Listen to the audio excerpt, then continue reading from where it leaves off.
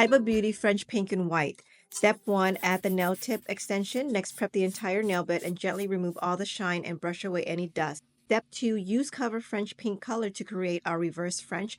Prepare your 70% alcohol solution, which we'll use with a HyGel brush for a smooth application.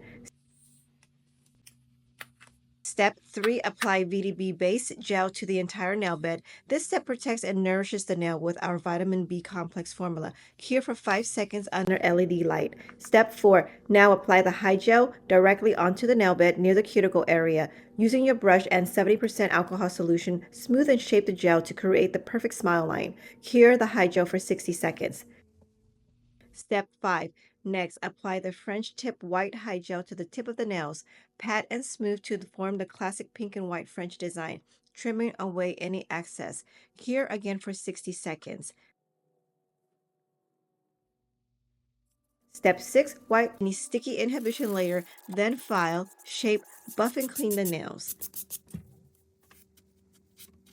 For the final touch, apply our high shine top coat for a flawless finish.